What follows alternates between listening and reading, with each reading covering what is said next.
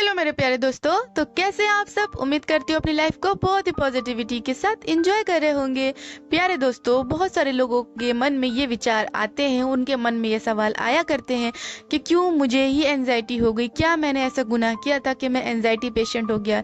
जबकि और दूसरे लोगों के मन में भी विचार आते रहते हैं, बट वो तो बिल्कुल सही है, फिट है, फाइन है, लेकिन मुझे ही को क्यों एंजाइटी हो गई। तो चलिए दोस्तों, बताते हैं आपको क्यों एंजाइटी हो गई और आपको कैसे इससे बाहर निकलना है। प्यारे दोस्तों, विचार सबके मन में आते हैं, और लेकिन आपके मन में ऐसे विचारों ने क्यों घेर रखा है कि उन्होंने आपको एंजाइटी में ढकेल दिया है, जानेंगे। तो प्यारे दोस्तों, अगर आप चैनल पे नए हो तो फटाफट से सब्सक्राइब कर लें और लाइक जरूर किया करें दोस्तों, और कमेंट जरूर किया करें कि आपको वीडियो कैसी लगी।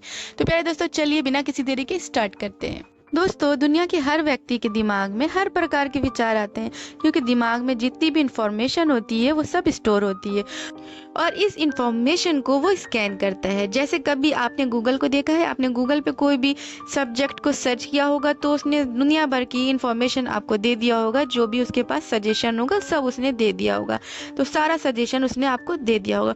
उसी तरह दोस्तों हमारा ब्रेन भी है, वो भी बहुत सारी इंफॉर्मेशन स्टोर करे रहता है, और जब भी आप किसी टॉपिक पे कुछ भी कोई भी विषय पे सोचते हैं तो सारी इंफॉर्मेशन आपको सजेशन के तौर पर देने लगता है। तो चाहे वो सजेशन उसका नेगेटिव इंफॉर्मेशन ही क्यों ना हो, और चाहे वो पॉजिटिव इंफॉर्मेशन क्यों ना हो। तो दोस्तों, अभी तक तो सब सारी बातें नॉर्मल है, सब कुछ सही है, लेकिन दोस्तों बिगड़ती कहाँ से बातें हैं कि क्या होता है ना दोस्तों, अगर विचार किसी बात को लेकर हमारे मन में नेगेटिव आने लगते हैं तो वो व्यक्ति क्या करने लगता है, वो व्यक्ति मन ही मन में उन विचारों से डरने लगता है।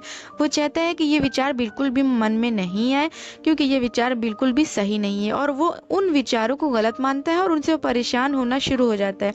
अब वो पूरी तरह से इन विचारों से लड़ना शुरू कर देता है, इन विचारों को दिमाग से निकालने में लग जाता है, पूरा दिन उन थॉट को रोकने में पूरा दिन उसका बीतता रहता है। तो ये इस प्रकार का जो ब्रेन होता है दोस्तों, ये मन जो होता है ना, ये बीमार कहलाता है। ये ब्रेन जो है दोस्तों, ये एब नॉर्मल है।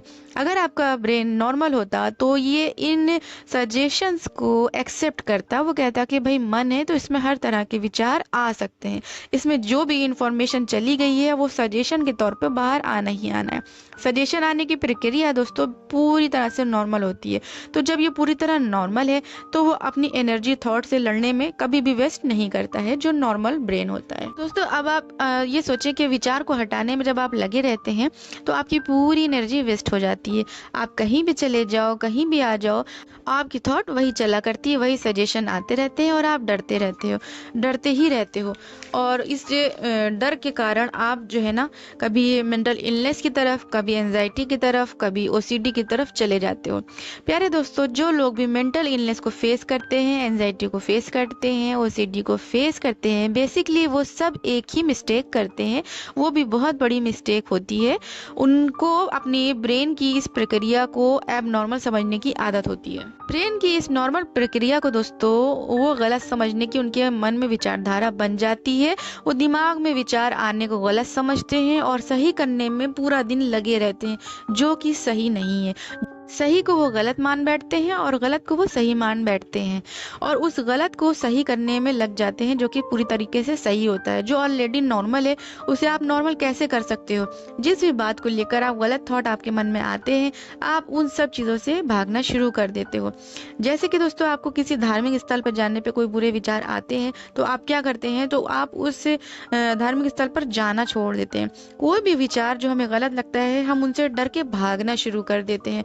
तो जो ये भागना है दोस्तों, इस गलत बिलीफ सिस्टम को और भी स्ट्रांग बनाने लगता है। आपको ऐसा लगेगा कि हम सही कर रहे हैं, बट ये आप बिल्कुल गलत कर रहे होते हैं।